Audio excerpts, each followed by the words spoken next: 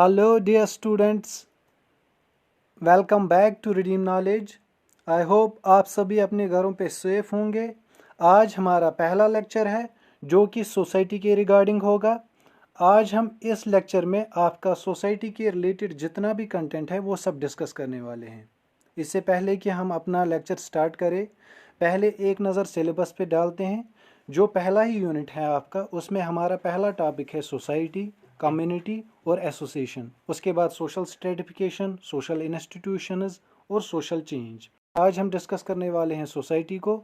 उसके बाद हम अगले वीडियो में कम्युनिटी और एसोसिएशन को डिस्कस करेंगे। डियर स्टूडेंट्स, इससे पहले कि हम सोसाइटी को जितना भी हमें इसमें पढ़ना है उसको डिस्कस करें, एक इम्पॉर्टेंट बात मैं आपसे शेयर करना चाहता हूँ। वो ये है रिगार्डिंग योर एग्ज़ाम, कि अगर आपको किसी भी एग्ज़ाम में जिसमें भी आपने अप्लाई करा है उसमें अगर आपको कामयाब होना है ना, 3 चीज़ें आपके लिए ज़रूरी है। एक तो है उस एग्ज़ाम का सिलेबस, जो भी उस एग्ज़ाम का सिलेबस होगा, पैटर्न वगैरह। दूसरा, उस एग्ज़ाम के रिलेटेड जितने भी प्रीवियस एग्ज़ाम हुए हैं उनकी क्वेश्चंस।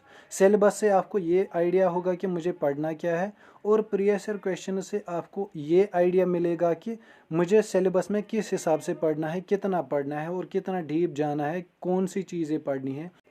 और तीसरी इम्पॉर्टेंट चीज़ है कंटेंट। राइट कंटेंट अगर आपको मिल रहा है, जो कंटेंट आप पढ़ रहे हो, ये ज़रूरी है कि आपको एग्ज़ाम में भी वही क्वेश्चन आनी चाहिए। ऐसा ना हो कि आप एक चीज़ पढ़ रहे हो और एग्ज़ाम में आपको कोई और चीज़ मिले, फिर तो आप कोई क्वेश्चन वहाँ पे कर ही नहीं पाओगे। इसलिए हम आपको एक चीज़ की गारंटी देते हैं, जो भी हम कंटेंट देंगे आपको वो एक्यूरेट होगा, या 90 से 95% तक आपके जो क्वेश्चंस होंगे वो हमारे दिए गए कंटेंट या हमारे दिए गए पीडीएफ्स में से ही होंगे। डायरेक्टली या इनडायरेक्टली वो इसी से बिलोंग करते होंगे।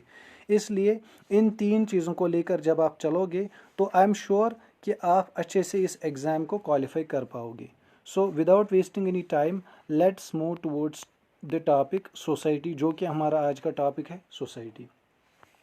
एज यू नो कि ये सोसाइटी और बाकी जो सिलेबस हमने कल भी बोला कि ये सारा सोशलॉजी के रिलेटेड है, तो ज़रूरी है कि हम थोड़ा सा पहले सोशलॉजी का आइडिया ले लें कि सोशलॉजी इमर्ज कहाँ से हुई, फादरली फिगर कौन है, या किस डेट पे इसकी एग्जैक्ट इमर्जेंस हुई। थोड़ा सा इस चीज़ को डिस्कस करते हैं और उसके बाद हम अच्छे से सोसाइटी को पढ़ेंगे। तो सोशलॉजी के मुतालिक पहली ही चीज़ जो है, सोशलॉजी है क्या। जैसा कि आप सभी को पता होगा कि ये सब्जेक्ट है, 11th-12th के लेवल पे भी पढ़ाते हैं, कॉलेज लेवल पे भी पढ़ाते हैं, और फिर यूनिवर्सिटी में मास्टर्स पीएचडी भी इस सब्जेक्ट में होता है। तो एक एकेडमिक डिसिप्लिन है जो कि स्टडी करता है किसको, सोसाइटी को स्टडी करता है, और उसमें सोशल ग्रुप्स को स्टडी करता है। उसके बाद जो रिलेशनशिप्स, जो लोग रह रहे हैं सोसाइटी में, उनके दरमियान कौन सी रिलेशनशिप डेवलप हो रही है, चाहे वो इकोनॉमिकल हो, वो एजुकेशनल हो, किसी भी किस्म की रिलेशनशिप जो भी सोसाइटी में लोगों के बीच डेवलप होती है, उसको स्टडी करता है सोशलॉजी। उसके बाद ये सोशलॉजी डिराइव हुआ है 2 वर्ड से, एक उसमें लेटिन है, दूसरा ग्रीक है। लेटिन कौन सा वर्ड है, उस वर्ड का नाम है सोसाइटस, जिसका मतलब है सोसाइटी, और दूसरा वर्ड ग्रीक वर्ड है जिसका नाम है लोगस, और उसका मतलब है स्टडी। तो दोनों को मिला के ये बनता है साइंस ऑफ सोसाइटी। कौन सा वर्ड, सोशलॉजी। सोशलॉजी का मतलब है अब ये साइंस ऑफ सोसाइटी है, ये सोसाइटी को स्टडी करता है। सोसाइटी में जो रिलेशनशिप्स, जो सोशल स्ट्रक्चर है उसको स्टडी करता है, जो रिलेशनशिप्स होती हैं सोसाइटी में उसको स्टडी करता है। इसीलिए हम सोशलॉजी को बोलते हैं साइंस ऑफ सोसाइटी। उसके बाद ये टर्म सोशलॉजी दी है किसने, ऑगस्ट कॉम्ट ने। ऑगस्ट कॉम्ट को ही हम फादर ऑफ सोशलॉजी भी बोलते हैं, क्योंकि इसी ने इस सब्जेक्ट को इंट्रोड्यूस कराया था। ये एक फ्रेंच फिलासफर था, और इसने ये वर्ड सोशलॉजी कहाँ दिया था, इसने ये वर्ड दिया था अपनी बुक पॉजिटिव फिलासफी में, जो कि इसने लिखी थी अराउंड, इसी बुक में इसने पहली बार ये वर्ड या ये टर्म सोशलॉजी दी थी।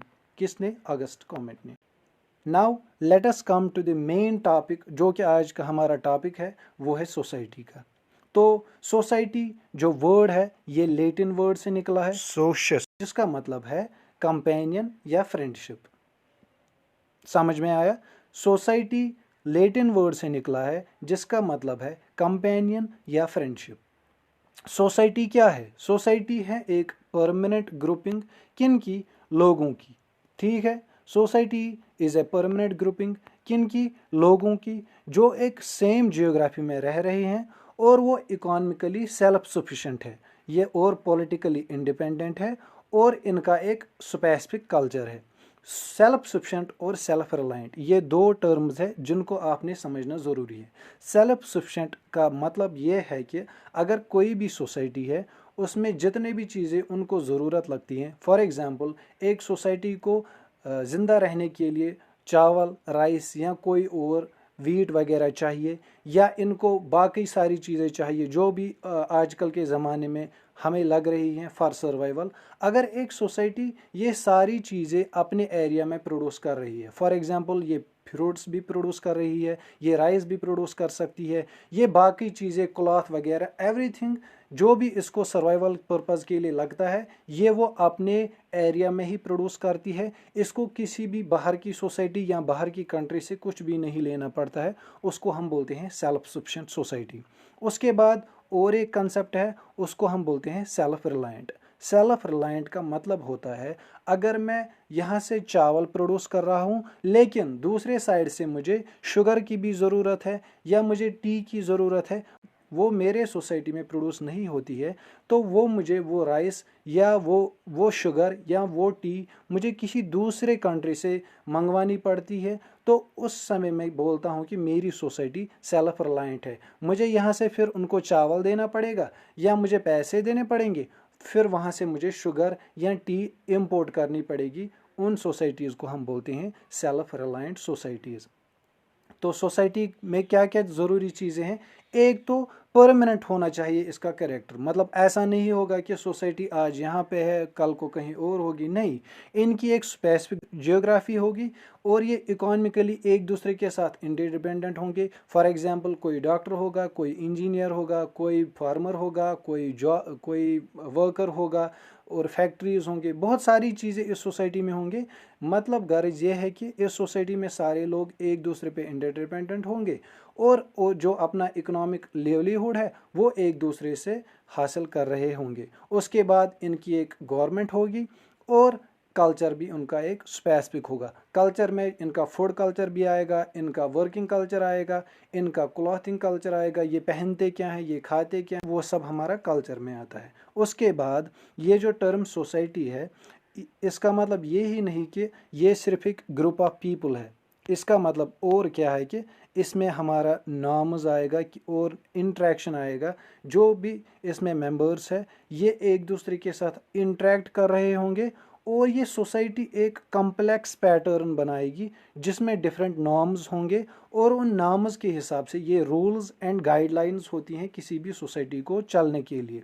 इन्होंने खुद बनाए होंगे ताकि सोसाइटी में ऑर्डर कायम रह सके, ताकि सोसाइटी अच्छे से फंक्शन कर पाए। उसके बाद कुछ इम्पॉर्टेंट कैरेक्टरिस्टिक्स सोसाइटी के, इन पे आपको खुसूसी ध्यान रखना है क्योंकि जब आपको क्वेश्चन आएगा सोसाइटी के रिलेटेड एग्जाम में तो ज़्यादातर पॉसिबिलिटी है कि वो कैरेक्टरिस्टिक्स से ही क्वेश्चन पूछेंगे, क्योंकि कम्युनिटी के अपने कैरेक्टरिस्टिक्स रहेंगे, एसोसिएशन के अपने कैरेक्टरिस्टिक्स रहेंगे और सोसाइटी के अपने डिफरेंट कैरेक्टरिस्टिक्स होंगे जो उन बाकियों से डिफरेंट होंगे। इसलिए आपको ये सब याद रखने हैं ताकि जब भी सोसाइटी के रिलेटेड एग्जाम में कोई भी फीचर वहाँ पे दिया हो, कोई भी कैरेक्टरिस्टिक दिया हो, आपको बोला गया हो कि लाइकनेस, फॉर एग्जांपल जो पहला ही कैरेक्टर है किसका, सोसाइटी का, ये जो कैरेक्टर्स दिए हैं ये एक सोशलॉजिस्ट था जिसका नाम है मैकलिवर, उसने ये कैरेक्टरिस्टिक्स दिए हैं। ठीक है, ये ध्यान में रखना है। अगर मे भी इस पे भी क्वेश्चन बन सकता है कि ये कैरेक्टर्स किसने दिए हैं, सोसाइटी के रिलेटेड जो ये कैरेक्टर्स हैं इन पे किसने काम किया है, तो वो मैकलिवर है। उसके हिसाब से सोसाइटी जो है ये है एक वेब ऑफ सोशल रिलेशनशिप्स, एक बॉन्ड बनता है सोसाइटी में एक दूसरे के साथ, जो मैंने अभी बोला है इंटरलिंकिंग होती है इंडिविजुअल्स की, तो वहाँ से एक बॉन्ड बन जाता है और उसी बॉन्ड या उसी रिलेशनशिप को हम बोलते हैं क्या, ये सोसाइटी बन गई है। वेब मतलब एक दूसरे के साथ ये डॉट्स जैसे हम डालते हैं फिर उनको कनेक्ट करते हैं, उस तरीके से एक वेब बनाते हैं, जैसे मकड़ी जाल बनाती है उसी हिसाब से एक बंदा दूसरे बंदे पे डिपेंडेंट होता है। फॉर एग्जांपल अगर सोसाइटी में टीचर है, टीचर को कभी दर्द भी होगा तो उसको डॉक्टर की ज़रूरत पड़ेगी, इसलिए वो डॉक्टर पे डिपेंडेंट है। और इन द सेम मैनर जब डॉक्टर के बच्चे होंगे, उनको पढ़ाना होगा तो वो खुद नहीं पढ़ा सकता, उसको ज़रूरी है कि वो एक टीचर की ज़रूरत पड़ेगी उसको, या डॉक्टर को घर में कोई काम होगा तो उसको लेबर की ज़रूरत होगी, वो खुद से वो काम नहीं कर सकता है कभी कभी। फॉर एग्ज़ाम्पल उसको अपना हाउस बनाना होगा, वो अपना हाउस खुद नहीं बना सकता, दैट मीन्स वो डिपेंडेंट है किसी और पे। इसी तरीके से ये एक वेब ऑफ रिलेशनशिप बनता है, जिसको मैकलेवर ने बोला सोसाइटी हम उस चीज़ को कहेंगे जिसमें क्या होगा, वेब होगा किन का, सोशल रिलेशनशिप्स का। तो हम बात कर रहे हैं कैरेक्टरिस्टिक्स ऑफ सोसाइटी के। पहला ही कैरेक्टरिस्टिक जो सोसाइटी का है वो है लाइकनेस। लाइकनेस का मतलब ये है कि जितने भी मेंबर सोसाइटी के होंगे उनमें एक कॉमन लाइकनेस होगी या कॉमन प्रेफरेंस होगी। फॉर एग्जांपल अगर हम कश्मीरी कल्चर या कश्मीरी सोसाइटी को देखेंगे, सब की लाइकनेस ये है कि सब चावल पसंद करते हैं, चावल खाना पसंद करते हैं।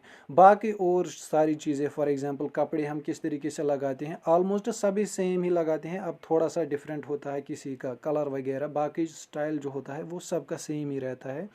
तो इसने बोला कि पहला ही कैरेक्टर जो सोसाइटी का होता है, किसी भी सोसाइटी का, इनमें लाइकनेस होती है, इनमें कुछ कॉमन चीज़ें होंगे, इनमें कुछ प्रेफरेंसेस जो होंगे वो सबकी सेम रहेंगी। उसके बाद डाइवर्सिटी, वेरिएशन या डिफरेंस। अब आप बोलोगे कि अभी आपने बोला लाइकनेस होती है, अब डिफरेंस कहाँ से आ गई? मगर इनके साथ दो वर्ड मैंने ऑलरेडी रखे हैं, एक डाइवर्सिटी और दूसरा वेरिएशन। यहाँ पे आप देख सकते हो डाइवर्सिटी और वेरिएशन। ये डाइवर्सिटी और वेरिएशन इसलिए है, डाइवर्सिटी का मतलब होता है जैसे हम बोलते हैं कि Indian society is a diverse society. Diverse society किस हिसाब से? फॉर एग्जांपल यहाँ पे हमें डाइवर्स रिलीजन नज़र आते हैं, हिंदुइज़्म भी है, इस्लाम भी है, क्रिश्चियनिटी है, सिखिज़्म है, इसको हम बोलते हैं डाइवर्सिटी। उसी तरीके से किसी भी सोसाइटी में कुछ डाइवर्सिटी होती है। फॉर एग्जांपल अगर कोई चावल खा रहा है, ये ज़रूरी नहीं है कि सब लोग चावल खाएं, कुछ इंडिविजुअल्स ऐसे भी होंगे जो रोटी पसंद करते होंगे। तो इसी हिसाब से अब अगर हम देखें कपड़ों की लाइकनेस में, कुछ इंडिविजुअल्स अगर फॉर एग्जांपल कश्मीरी सोसाइटी में फ़ैरन लाइक करते हैं, कुछ नहीं करते होंगे, तो इस हिसाब से डाइवर्सिटी रहेगी। लेकिन एक बात जो ज़रूरी है वो ये है कि लाइकनेस और डाइवर्सिटी, लाइकनेस ऑलवेज ज़्यादा होगी एज़ कम्पेयर टू डाइवर्सिटी। ठीक है।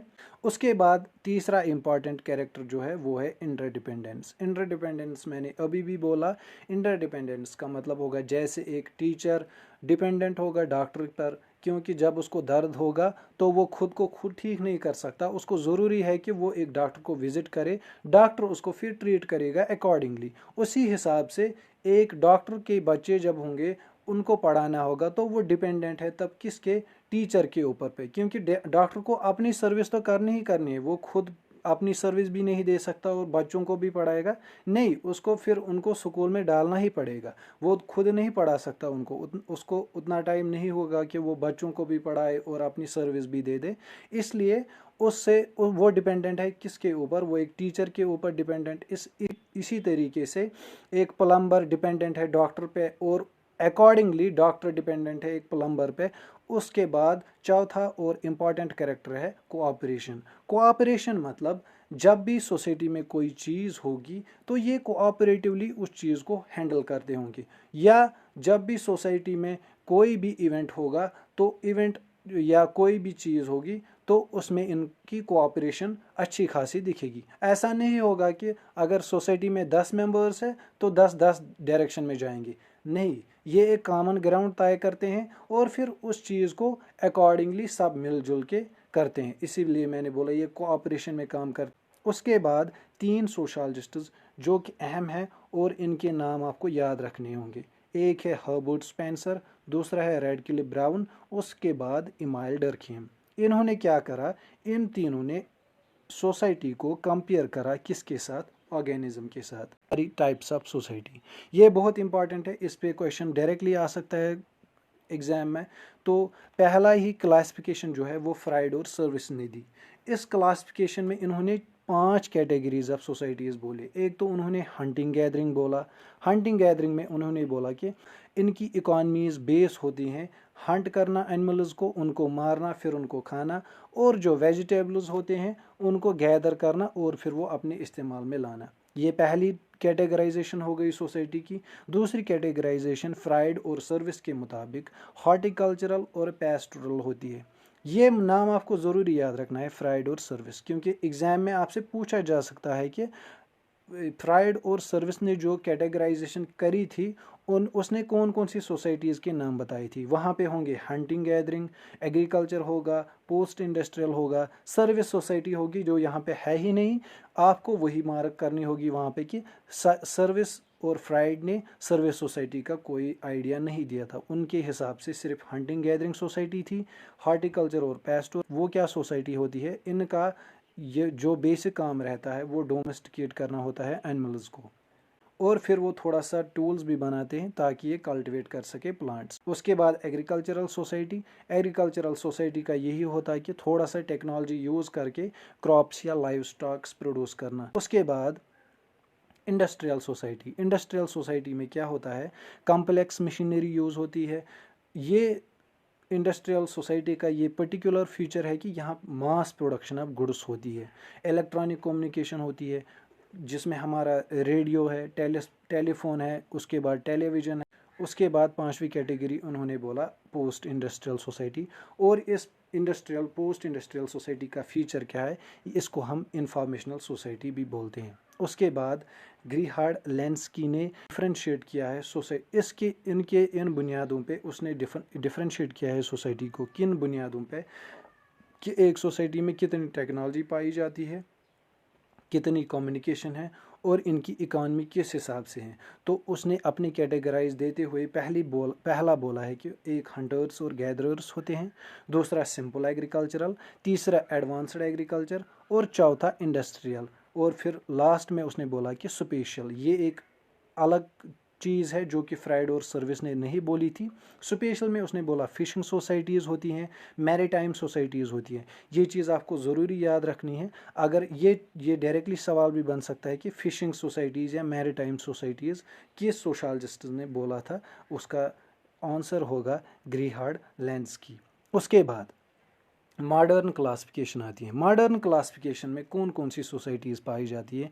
एक तो सिंपली हुई मॉडर्न सोसाइटी हम इंडस्ट्रियल सोसाइटी को भी बोलते हैं। इसमें क्या होता है, इसका फीचर, इसमें ये सोसाइटी जो होती है इसका ये फीचर होता है कि इसमें इंडस्ट्रियलाइजेशन होती है, मटीरियलिस्टिक होती है इन नेचर। दैट मीन्स ज़्यादा फोकस किस चीज़ पे होता है, मटीरियल पे होता है। उसके बाद क्या होता है, उसके बाद एक्सपेंशन ऑफ एजुकेशन होती है, टेक्नोलॉजी होती है, इसमें इंडस्ट्री होती है, और अर्बन लाइफ इसका फीचर है किस सोसाइटी का, मॉडर्न सोसाइटी का।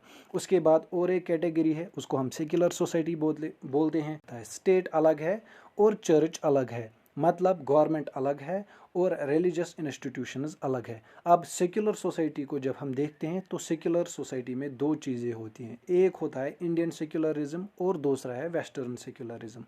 इंडियन सेक्युलरिज्म ये बोलता है कि इक्वल प्रोटेक्शन या equal respect to each religion. जैसे हम आर्टिकल्स देखते हैं 25 to 28 जो कि हमारे कॉन्स्टिट्यूशन में है, उनके हिसाब से हम इक्वल रेस्पेक्ट देते हैं हर किसी रिलीजन को। स्टेट डिफ्रेंशिएट नहीं करती हैं on the basis of religion.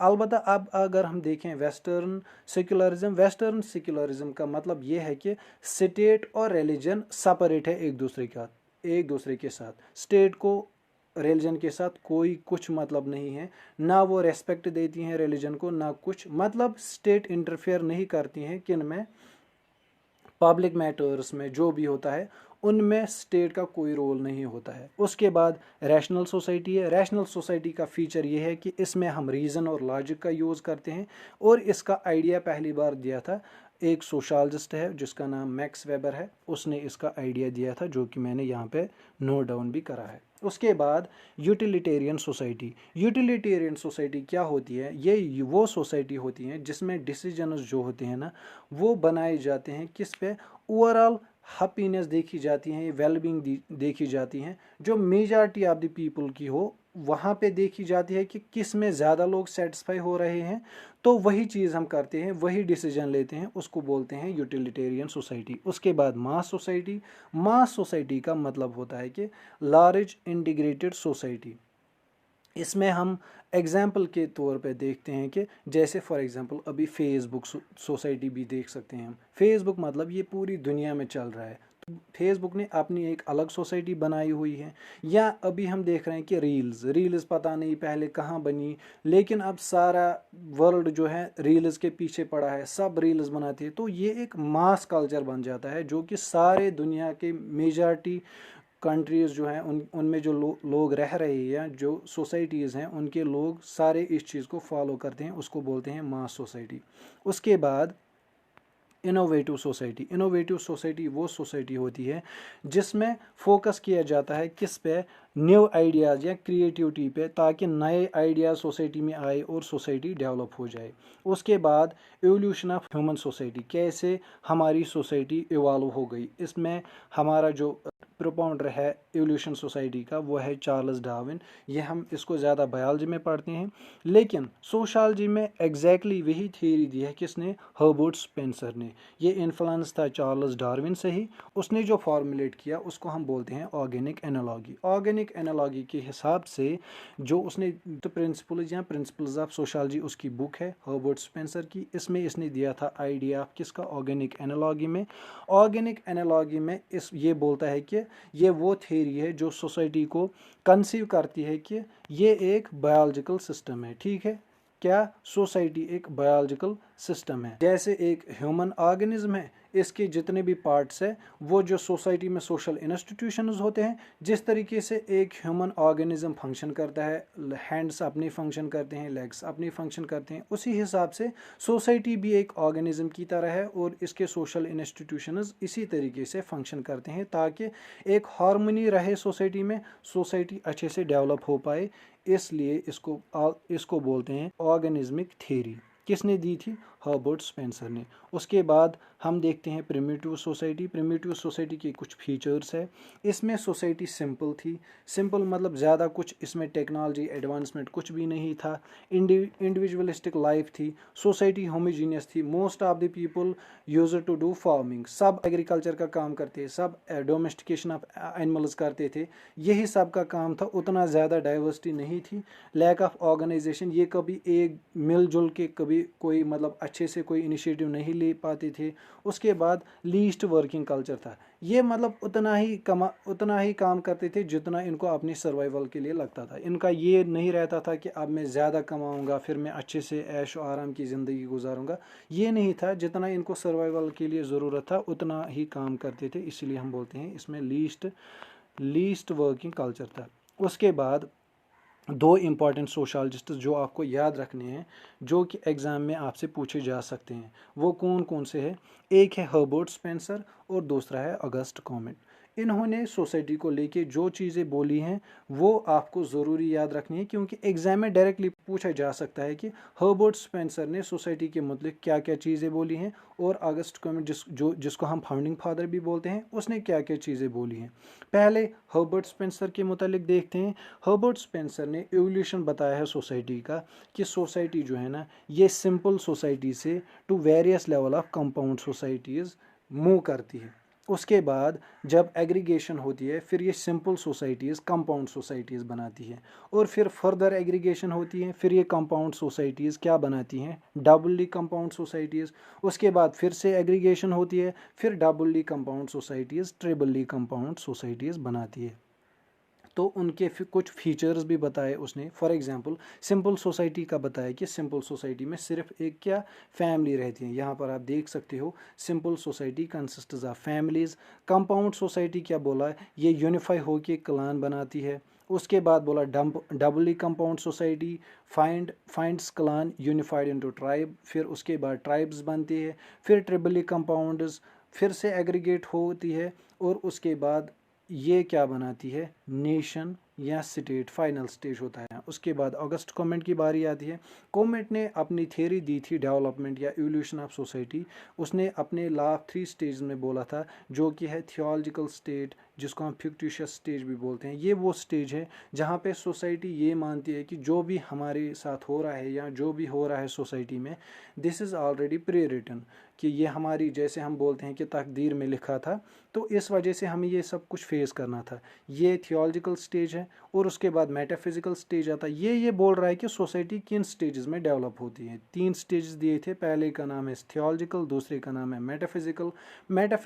Metaphysical society में इसने क्या बोला, ये बेस्ड ऑन कर्मा थ्योरी है, जो कि हमें हिंदू रिलीजन में पढ़नी होती है। उसमें क्या होता है कि इंसान अगर इस लाइफ में कोई भी उसको प्रॉब्लम होती है, परेशानी होती है, तो उसको ये बोला जाता है कि जो आपकी पिछली ज़िंदगी थी उसमें आपने शायद कोई बुरे काम किए होंगे, इस वजह से आपको इस ज़िंदगी में ये सब देखना पड़ता है। और अगर कोई अच्छा खासा है, वेल ऑफ है, अमीर बंदा है, तो उसको ये बोला जाता है कि इसने पिछले जन्म में कुछ अच्छे कर्म किए होंगे, इसलिए अभी इस जन्म में ये अच्छे खासी ज़िंदगी गुजारा है। उसके बाद है पॉजिटिव स्टेट, ये थर्ड स्टेज है, पॉजिटिव या साइंटिफिक स्टेट भी बोलते हैं इसको। इसमें क्या होता है, सोसाइटी में जो कुछ भी होता है, लोग लॉजिक और रीज़न का यूज़ करते हैं। वो बोलते हैं कि नहीं, अगर कोई चीज़ हो रही है तो ये क्यों हो रही है। फॉर एग्ज़ाम्पल, अगर आफताब हर रोज़ चढ़ता है फिर गुरूब भी होता है, तो वो लॉजिक ढूंढना पसंद करते हैं कि नहीं, ये क्यों हो रहा है, खुद तो ये नहीं होगा। या मेरे साथ अगर कोई हो गई है, फॉर एग्जांपल मैं किसी एग्ज़ाम में फ़ेल हुआ हूँ, तो कोई बंदा बोलेगा कि नहीं, ये मेरे हक में लिखा गया था। उसको हम बोलते हैं ये थियोलॉजिकल स्टेट में है। अब अगर किसी ने बोला कि मैं फ़ेल इसलिए हुआ क्योंकि मैंने कोई काम किया होगा पिछले जन्म में बुरा, तो उसको बोलेंगे कि ये मेटाफिजिकल स्टेट में है। अब अगर कोई फेल हुआ, उसने बोला नहीं, मैंने कोई कमी रखी है अपनी प्रिपरेशन में, मैंने ये गलती की, इसलिए मैं अगली बार ये गलती रिपीट नहीं करूँगा, उसको हम बोलेंगे ये पॉजिटिव स्टेट में है। उसके बाद उसने कंसेप्ट दिया था सोशल स्टैटिक और डायनेमिक्स में। सोशल स्टैटिक उसने सिंपली ये बोला कि इसका फोकस होता है कि ऑर्डर कैसे मेंटेन करते हैं सोसाइटी में। सोशल डायनेमिक्स में उसने बोला कि ये सोसाइटी में चेंजेस देखते हैं, ओवर टाइम कितनी चेंजेस हो रही है। इसमें वो इंक्लूड करता है प्रोग्रेस, डेवलपमेंट या किसी भी किस्म की चेंज जो सोसाइटी में होती है, वो सोशल डायनेमिक्स में आती है। उसके बाद जो relationship between man and society है, इंसान और सोसाइटी में कौन सी रिलेशनशिप है, इस पे कुछ थेरीज सोशलॉजी में आई है, जिसमें सोशल कॉन्ट्रैक्ट थेरी है। ये थेरीज हमने इसलिए इंक्लूड करी है क्योंकि जो देखो, एग्जाम में कहीं से भी कोई भी क्वेश्चन बन सकता है। हम ये प्रिडिक्ट नहीं कर सकते कि अब सोसाइटी है तो जनरल कुछ भी होगा वहाँ पे। सोशल कॉन्ट्रैक्ट थ्योरी, ये तो सोसाइटी के रिलेटेड ही है ना, तो यहाँ से भी क्वेश्चन बन सकता है। अब ये सोशल थ्योरी क्या है, सोशल कॉन्ट्रैक्ट थ्योरी, जैसे हम अर्लियर टाइम्स में देखते हैं ना, सारी डायनास्टीज इस चीज़ पे लड़ रही थी कि मुझे वो टेरिटरी मिल जाए, तो लोगों का भी यही साइकोलॉजी था, सिर्फ एक दूसरे को मारना, वार्स वगैरह, बस इतना ही इनका काम था। लेकिन उसके बाद थोड़ा सा डेवलपमेंट जब सोसाइटी में आया, तो इन्होंने एक कॉन्ट्रैक्ट किया। कॉन्ट्रैक्ट में क्या बोला, देखो आज से हम अच्छे से रहेंगे, एक दूसरे को नहीं मारेंगे, जिसकी जो टेरिटरी होगी वो अच्छे से खुशहाल उसी में रहेगा, उसी को हम बोलते हैं सोशल कॉन्ट्रैक्ट थ्योरी। इसमें हमें थॉमस हॉब्स लोग और रॉजे वगैरह और एडम स्मिथ भी आते हैं। और एडम स्मिथ की एक जो डेफिनेशन है सोसाइटी को लेकर, उसने सोसाइटी को डिफाइन इन अल्फाज में किया है कि सोसाइटी जो है, सोसाइटी क्या है, ये एक आर्टिफिशियल डिवाइस है जिसको क्रिएट किया गया है। क्यों, किस लिए किया गया है, फॉस्टर मतलब हेल्प करता है, किस में हेल्प करता है, ये म्यूचुअल इकोनॉमी में। ये म्यूचुअल इकोनॉमी, फॉर एग्जांपल आपको पता भी होगा, ये एडम स्मिथ जो है इसको फादर ऑफ इकोनॉमिक्स भी बोलते हैं। तो जब भी इकोनॉमी का वर्ड आए किसी भी डिफिनेशन में और नीचे ऑप्शन दिया गया हो कि ये कौन है, तो ज़रूर उसका एडम स्मिथ ही जवाब रहेगा। उसके बाद ऑर्गेनिक थ्योरी ऑफ सोसाइटी, जो कि मैंने अभी भी बोला कि ये लोग क्या बोलते हैं, सोसाइटी एक बायोलॉजिकल ऑर्गेनिज्म की तरह है।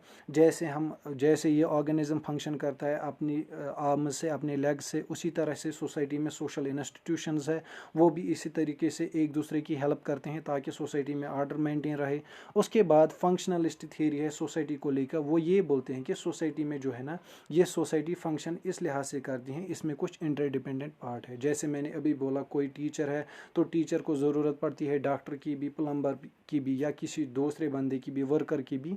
तो इसी तरह से ये लोग एक दूसरे के ऊपर इंटरडिपेंडेंट है, तो इस वजह से ये सोसाइटी बनाते हैं। उसके बाद सिंबॉलिक इंटरेक्शनिज्म। सिंबॉलिक इंटरेक्शनिज्म का यही है कि इनका फोकस किस पे होता है, इनका फोकस होता है इंटरेक्शन जो भी सोसाइटीज़ में होती है। इनका मानना ये है कि सोसाइटी कैसे बनती है, जब सोसाइटी कंटिन्यूसली इंटरेक्शन करती है। और उससे क्या होता है, ये इंटरेक्शन किन चीज़ों से होती है, सिंबल से ये इंटरेक्शन होती है। इंडिविजुअल पर्सनैलिटी भी सोसाइटी में ही होती है, एक इंडिविजुअल की पर्सनैलिटी डेवलपमेंट। और इस कंटिन्यूटी में क्या होता है, ह्यूमन कम्युनिटीज़ फार्म होती हैं या सोसाइटीज़ फार्म होती हैं। उसके बाद कुछ जनरल व्यूज़ ये हमने इसलिए इंक्लूड करे हैं क्योंकि ये सारी की सारी डिफिनीशंस है जो कि डिफरेंट सोशोलॉजिस्ट ने दी है किसके रिलेटेड, सोसाइटी के रिलेटेड। तो आपको क्या करना है, इनको अच्छे से देखना है। इसका पीडीएफ भी हम जब ग्रुप में शेयर करेंगे तो आपको वहाँ पे भी इसका आइडिया आएगा। लेकिन थोड़ा सा यहाँ पे डिक्टेट करने से आपके माइंड में रहेगा कि किस सोशलॉजिस्ट कौन सी डिफिनेशन दी थी रिगार्डिंग सोसाइटी। अगर हम अगस्त कमेंट की बात करेंगे तो इसने क्या बोला है, सोसाइटी जो है ना ये सोशल ऑर्गेनिज्म का पॉजेसिंग है जो कि हार्मनी स्ट्रक्चर और फंक्शन जो होती है सोसाइटी की उसमें एक हार्मनी दिखी जाती है। सिंपली सोसाइटी जो है ना वो है एक social organism पॉजेसिंग a harmony of structure और फंक्शन। उसके बाद इमाइल डर्कीम की बात आती है, इसने सोसाइटी को बोला है कि सोसाइटी जो है ना ये रियलिटी है in its own right.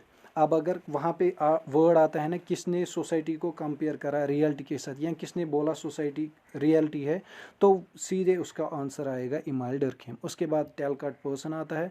टेलकॉट person का उसने ये डिफिनेशन दी है कि सोसाइटी जो है ना ये एक टोटल कम्प्लेक्स ह्यूमन रिलेशनशिप होती हैं जो कि ग्रो होती हैं। कैसे, जब एक इंडिविजुअल एक्शंस करता है, उन एक्शंस का उसको कोई स्पेसिफिक मोटिव होता है, तो जब वो ये सब एमलगमेशन में होता है, कम्प्लेक्स सिस्टम में होता है, तो सोसाइटीज़ बनती है। उसके बाद जीएच मीड है, इसने सोसाइटी को क्या बोला है, सोसाइटी सिंपली है क्या, एक्सचेंज ऑफ जेस्चर्स, जब हम एक्सचेंज करते हैं एक दूसरे के साथ जिसमें हम सिंबल्स का यूज़ करते हैं तो उसी को हम बोलते हैं सोसाइटी। उसके बाद मोरिस और जिन्सबर्ग, उसने क्या बोला है, सोसाइटी ये कलेक्शन ऑफ इंडिविजुअल्स है जो कि यूनाइट हुए हैं कुछ रिलेशन, सर्टन रिलेशंस या मोड ऑफ बिहेवियर के ऊपर। और जो ये रिलेशंस या बिहेवियर है ये इनको डिफ्रेंशिएट करता है बाकी लोगों से। उसके बाद कोले आता है। कोले ने बोला सोसाइटी जो है ना ये एक कम्प्लेक्स ऑर्गेनाइज्ड एसोसिएशन है या एसोसिएशन या इंस्टीट्यूशन है जो कि एक कम्युनिटी में होता है, क्या, सोसाइटी। उसके बाद मैक्लिवर और पेज, इन्होंने यही बोला कि ये एक प्रोसीजर होता है अथॉरिटी का, म्यूचुअल एड का, जो कि बहुत सारे ग्रुप्स और डिविजन्स होते हैं, क्या करते हैं, कंट्रोल करते हैं ह्यूमन बिहेवियर को, लिबर्टीज़ को। और लास्ट में क्या बनाएंगे, वेब ऑफ सोशल रिलेशनशिप्स, जो कि हमने पहले ही डिस्कस किया है। उसके बाद इमाइल डर्कीम का हमें स्पेसिफिकली सोसाइटी पे पढ़ना है क्योंकि इसकी थ्योरी है। इसने आल्सो ये भी बोला था कि सोसाइटी जो है ना ये सुई जनरस है, ये खुद को खुद ही बनाती है। सोसाइटी में जो भी चल रहा है ना एक इंडिविजुअल स्पेसिफिकली उसके अगेंस्ट नहीं जा सकता। सोसाइटी में जो भी चल रहा है उसको उसी के हिसाब अपनी ज़िंदगी चलानी पड़ेगी। उसके बाद उसने कैटेगराइज करा है सोसाइटी को। एक तो उसने बोला था कि मैकेनिकल सॉलिडेरिटी, उस और दूसरा बोला सॉलिडेरिटी। ये क्या है, उसने असल में कैटेगराइजेशन करी है सोसाइटी की, पुराने ज़माने में कौन सी सोसाइटी थी और आज के ज़माने में कौन सी सोसाइटी है। मैकेनिकल मतलब जो कि पिछले ज़माने में थी या प्रिमिटिव सोसाइटी भी बोल सकते हैं उसको। वहाँ बोला था उसने कि फीलिंग ऑफ लाइकनेस होती है, जैसे मैंने पहले ही बोला था कि यहाँ पे सारे लोग एक किस्म की आइडियालजी या सोच रखते हैं। लेकिन ऑर्गेनिक में ऐसा कुछ नहीं है। ऑर्गेनिक में क्या होता है, ऑर्गेनिक में डिफरेंसेस पाई जाती हैं, जैसे यहाँ पे डिफरेंसेस हैं, यहाँ पे लाइकनेस है। उसके बाद यहाँ पे होमोजेनिटी है। होमोजेनिटी मैंने अभी भी बोला लाइकनेस के ऊपर ही होती है, लेकिन यहाँ पे हेटेरोजेनियस पाई जाती है। उसके बाद एक्टिविटीज़ और फीलिंग्स यहाँ पे कुछ सिमिलर ही पाई जाती हैं, लेकिन यहाँ पे इंटरडिपेंडेंट होती है। ये डिपेंड करता है मेरी फीलिंग कैसी है, फिर उसी के अकॉर्डिंगली आपकी भी होगी। जैसे गिव एंड टेक प्रोसेस होती है वो मॉडर्न सोसाइटीज़ में होती है। ये सिंपल और जनरलिस्ट सोसाइटी होती है, लेकिन ये कॉम्प्लेक्स होती है। यहाँ पे डिवीजन ऑफ लेबर नहीं होता है उतना। फॉर एग्जांपल स्पेसिफिक कैटेगराइजेशन नहीं करी जाती है कि कौन क्या काम करेगा, लेकिन यहाँ पे स्पेशलाइजेशन हमें देखने को मिलती है। सोशल कोहेजन पाया जाता है, जैसे सॉलिडेरिटी या कोऑपरेशन। यहाँ पे और एक चीज़ है रिप्रेसिव लॉज और रेस्टिट्यूटिव लॉज। पिछले ज़माने में कोई क्राइम करता था, ये ऐसा माना जाता था कि इसने सोसाइटी की सॉलिडेरिटी पे हमला किया है, तो उसको सख्त से सख्त सज़ा दी जाती थी। लेकिन मॉडर्न सोसाइटीज़ में ऐसा कुछ नहीं है। अगर एक इंसान से कोई गलती हो भी जाती है तो उसको उतना सख्त सज़ा नहीं दी जाती है। फॉर एग्ज़ाम्पल उसको मार ही नहीं दिया जाएगा, उसको थोड़ा सा सज़ा देते हैं लेकिन वो मिनिमल होती है। यहाँ पे कलेक्टिव कॉन्शियसनेस पाई जाती है, जैसे सारे लोग एक सोच रखते हैं, या मतलब अपने डिफरेंसेस होने के बावजूद भी जब वो फॉर्म करते हैं एक सोसाइटी, कोई कॉमन टर्म्स पे आते हैं, कोई कॉमन ग्राउंड्स पे आते हैं, तो उसको बोलते हैं हम कलेक्टिव कॉन्शियसनेस। यहाँ पे हाई मॉरल्स और मटेरियल डेवलपमेंट भी होता है। जैसे हमने बोला कि मॉडर्न सोसाइटीज़ में इंडस्ट्रीज़ वगैरह होती हैं, तो यहाँ पे मटेरियल डेवलपमेंट भी होती है। उसके बाद कुछ इंपॉर्टेंट बुक्स है जिनको आपने ज़रूरी याद रखना है, क्योंकि एग्ज़ाम में सोसाइटीज़ में उतना, मतलब मैंने पहले ही बोला, कैरेक्टरिस्टिक्स आपको अच्छे से याद रखने हैं और थोड़ा सा जितने भी डेफिनेशंस हैं सोसाइटी को लेके। उसके बाद बुक्स जिनमें सोसाइटी को थोड़ा सा सोसाइटी का नाम इंक्लूड करा है, उनको थोड़ा सा आपने याद रखना है, ताकि अगर बुक्स के रिलेटेड कोई भी क्वेश्चन आए तो आपसे वो मिस ना हो। एक तो पहला ही है इंट्रोडक्शन टू पॉजिटिव फिलासफी। ये हमने पहले उन सोशल के बुक्स दिए हैं जो कि थोड़ा सा फेमस है, मे बी इनका कोई भी पूछ सकते हैं। ऑगस्ट कॉमेंट ने पहली बुक दी थी अपनी, इंट्रोडक्शन टू पॉजिटिव फिलासफी। उसके बाद इमाइल डर्खीम की बुक्स है, ये इसने सुसाइड लिखी है, division of labour in society, elementary forms of religious life, rules of sociological method. उसके बाद मैक्स वेबर आता है जिसने क्या लिखा है, इकॉनमी एंड सोसाइटी। उसके बाद जी एच मीर ने बोला है माइंड, जी एच मीर ने जो किताब लिखी है उसका नाम है माइंड सेल्फ और सोसाइटी। उसके बाद वेलफोर्ड पैरेटो ने क्या लिखा है, उसने लिखा है माइंड एंड सोसाइटी। ये थोड़ा सा एक दूसरे के साथ मिलजुल रहे हैं, इसलिए हमने इनको यहाँ पे अच्छे से लिखा है ताकि आपको अच्छे से याद रहे। जी एच मीर की है माइंड सेल्फ और सोसाइटी, लेकिन माइंड और सोसाइटी अगर होगा वो है किसकी, वेलफेरडो पेरेटो। तो उसके बाद एंसेंट सोसाइटी जिसको लिखा है किसने, एल एच मॉर्गन ने। और उसके बाद कॉन्स्टिट्यूशन ऑफ सोसाइटी, ये एंथनी गिड्स ने लिखी है। उसके बाद साइकोलॉजी ऑफ सोसाइटी, ये किसने लिखी है, एम जिन्सबर्ग। उसके बाद इंडियन सोसाइटी, ये लिखी है एस.सी. दुबे ने। तो यहाँ पे आज का हमारा क्लास ख़त्म होता है। आप सबको मैं एक बात बोलना चाहता हूँ कि अभी आपने जितना भी यहाँ से पढ़ा, कोशिश करें कि इसको एक दो वीडियोस में देखें, फिर अच्छे से चीज़ें दिमाग में रहेंगी। और जो हम पीडीएफ ग्रुप में शेयर करेंगे उसको डाउनलोड करके उसका भी एक रीडिंग ले लें, ताकि सारी चीज़ें आपके दिमाग में रह सके। हम कोशिश करेंगे कि रोज़ आपके लिए एक एक वीडियो लाए, ताकि ये विदिन ए मंथ सारा कुछ सिलेबस ख़त्म हो जाए। फॉर नाउ आप एक काम करेंगे, इस वीडियो को ज़्यादा से ज़्यादा लोगों के साथ शेयर करेंगे, और इस चैनल को जो भी पहली बार इस चैनल पे आएगा वो सब्सक्राइब करेगा चैनल को। और जो मैंने डिस्क्रिप्शन में लिंक दी है इस वीडियो की व्हाट्सअप चैनल की, वो आप ज़रूर ज्वाइन करें, क्योंकि जो पीडीएफ होगा ये हम उसी चैनल पे शेयर करेंगे। Thank you so much.